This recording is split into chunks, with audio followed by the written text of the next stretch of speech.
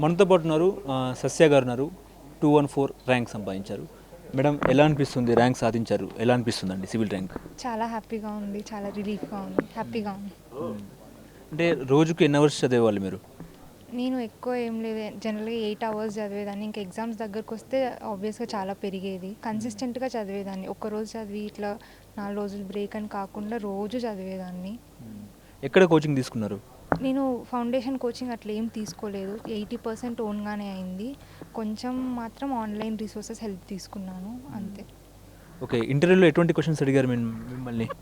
ఇంటర్వ్యూలో చాలా areas touch చేశారు. నా నేమ్ గురించి అడిగారు. సోషల్ ఇష్యూస్ అంటే విమెన్ మ్యారేజ్ ఏజ్ గురించి అడిగారు. అండ్ నేను ఇంజినీర్‌ని కాబట్టి civil engineer, women civil engineers దాని గురించి అడిగారు. అండ్ ఎథిక్స్ గురించి, లీడర్‌షిప్ క్వాలిటీస్ గురించి, ఇంకా నా సివిల్ ఇంజినీరింగ్ అట్లా. అంటే జాబ్ చేస్తూ మీరు కోచింగ్ తీసుకున్నారా? లేదు. నేను కాలేజ్‌లో ఉన్నప్పుడే స్టార్ట్ చేశాను. థర్డ్ ఇయర్‌లో ఉన్నప్పుడే స్టార్ట్ చేశాను. సో, అప్పుడు నాకు కోచింగ్ తీసుకోవడం కూడా కుదరలేదు. కాలేజ్ అయిపోయాక చదువుకొని అలానే. అంటే చిన్నప్పుడే మీకు అనిపించిందా ఐఏఎస్ ఆఫీసర్ కావాలని?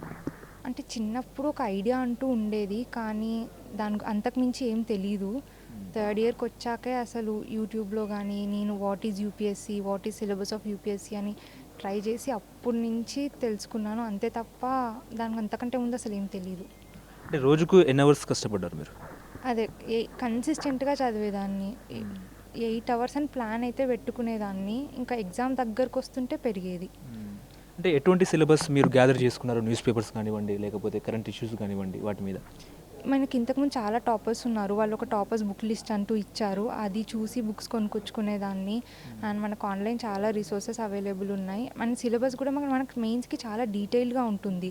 ప్రతి ఒక్క టాపిక్ అక్కడ మెన్షన్ చేస్తారు. ఆ టాపిక్‌ని తీసుకొని మనం ఎక్కడెక్కడో రిసోర్సెస్ అంటే టెక్స్ట్ బుక్‌లో ఉన్నది చదివే బదులు సిలబస్‌కి అకార్డింగ్‌లీ చదివితే చాలా బెటర్ అని.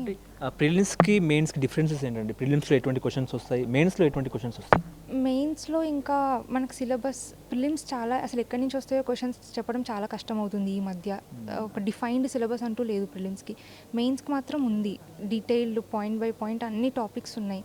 సో, ప్రిలిమ్స్‌కి కొంచెం కష్టమే. అక్కడి నుంచి ఇక్కడి నుంచి వస్తున్నాయి క్వెషన్స్. కానీ మెయిన్స్‌కి మాత్రం సిలబస్ చూసుకొని చదవండి. ఎటువంటి మీ సబ్జెక్ట్ ఎంచుకున్నారు ఆప్షనల్ సబ్జెక్ట్? నాది political science and international relations అండి. చాలా హెల్ప్ అయింది సిలబస్.